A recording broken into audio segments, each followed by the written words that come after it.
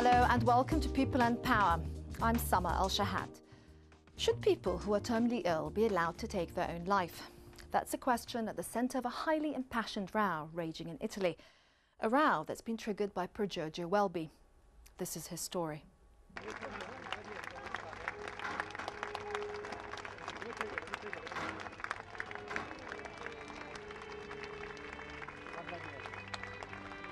I would like that the dreams I lost, or abandoned in the morning next to the toothpaste, or those I betrayed because of cowardice, or due to cynical calculations or the fear of others, would find their way and remain by my side to keep me company. And I would like to die at the crack of dawn together with them. On the 20th of December 2006, Giorgio Welby, writer, poet and painter, dies. This is the closing chapter of a story that stirred public opinion in Italy and worldwide, and the opening of a political, ethical and legal debate on the right to die. Piero Welby was a big supporter of embryonic stem cell research, of the rights of disabled people, or very serious disabled people, like the right to vote, for example. In Italy you don't have the possibility to vote through a mail or correspondence, so for those ill people that are not transportable, it means they don't have right to vote. So, but the thing that was more in the mind and in heart of Pier Giorgio Welby was also the right to suspend the therapy or to euthanasia. Pier Giorgio Welby was diagnosed with a rare form of progressive muscular dystrophy at the age of 18. According to his doctors, Welby had only a few years left to live, but instead, with the help of his wife Mina, he lived on until his illness had him totally paralyzed. In 2002, while stuck in his bed, Welby takes his personal and public battle for the right to die online through his blog. Ecco qui. Tutto fermo. Here it is. Is everything still, like in a desert, while people stare at the horizon, the terminally ill, like myself, envy the Dutch. Wake up! This was his first cry for help. It's how it all started, and now we are looking at over 600,000 visits and over 20,000 comments. Almost every day he was preparing an article published on a local newspaper, he had a blog, but then last spring the illness, the muscular dystrophy, started to get worse and impeding him to communicate, which means for him to impede him the only way it had to be and to feel himself alive.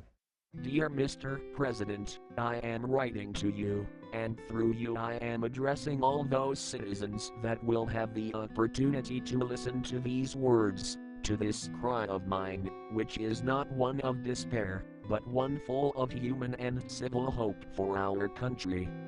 On September 22, 2006, Pier Giorgio Welby addresses Italian President Giorgio Napolitano through a computerized voice simulator, asking for the right to euthanasia, both for himself and others in similar conditions.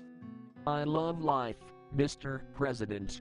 Life is the woman who loves you, the wind through your hair, the sun on your face, a night stroll with a friend. Life is also the woman who leaves you, a rainy day, a friend who deceives you. I am horrified by the thought of dying, but what I have left is no longer a life. It is only a stubborn and senseless obstinacy to keep my biological functions running. My will is now clearer and more precise in my mind than it ever was before, to obtain euthanasia. We started a legal and a medical battle and research. On one side, we prepared euthanasia. We prepared it with Belgian doctors, but then all the jurists and doctors in Italy, they were saying he has the right to interrupt the treatment. Article 32 of the Italian Constitution states that nobody can be forcefully submitted to medical treatment except as regulated by the law. Legislation may in no case violate the limits imposed by the respect for the human being. The fact was that no doctor was showing up. Finally, Mario Riccio, a doctor from Cremona, contacted us. Quando sentii l'appello di Pier Giorgio, when I heard Pier Giorgio's appeal to the president, I felt I was in touch with this kind of problem, one that I often encounter in my work as an anesthetist. incontro spessissimo. After finding the doctor, Welby decides to go all the way and put an end to his suffering. After sedating Welby, Dr. Mario Riccio disconnects the medical ventilator. Till the last second, I asked him, Piero, do you really want it? Before the doctor sedated him, I asked, are you really sure? And he replied, yes. Then I said, all right, I will also say yes. This was my final act of love for Pier Giorgio. At 23:58 on the 20th of December 2006, Pier Giorgio Welby dies at the presence of his doctors and wife, Mina.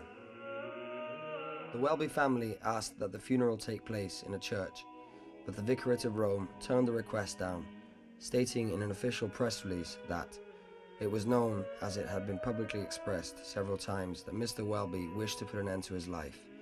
This contradicts Catholic doctrine. The Vatican's decision, while shocking Italian public opinion, even caught Welby's own parish off guard. Ma noi avevamo già pensato di farlo. It is no secret. We had given our approval.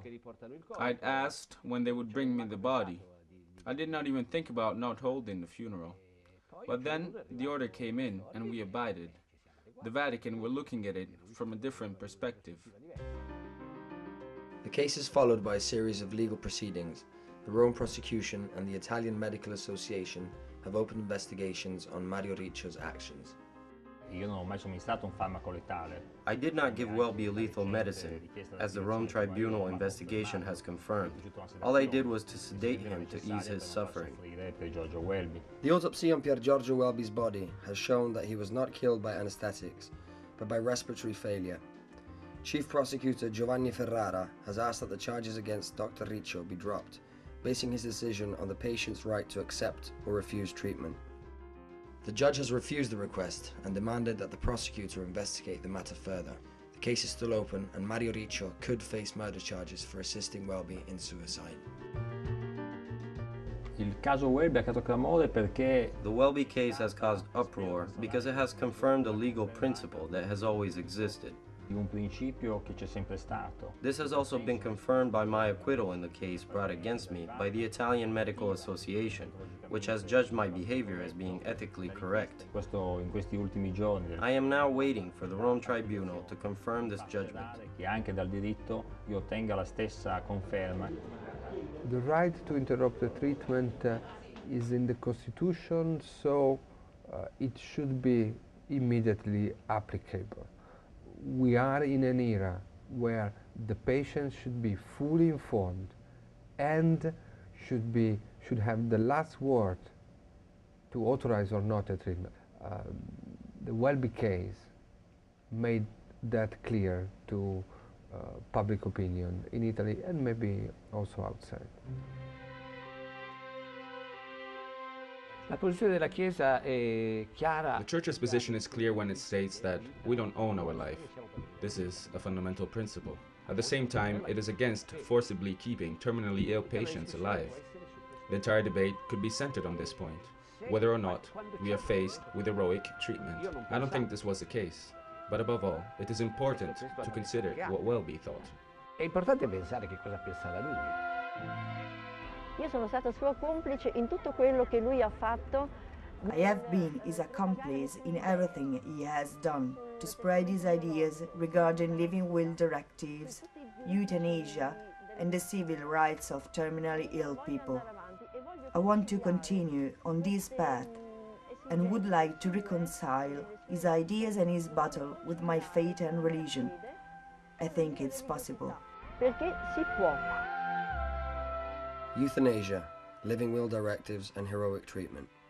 These are the issues raised by Pier Giorgio Welby's case, issues that still remain unsolved.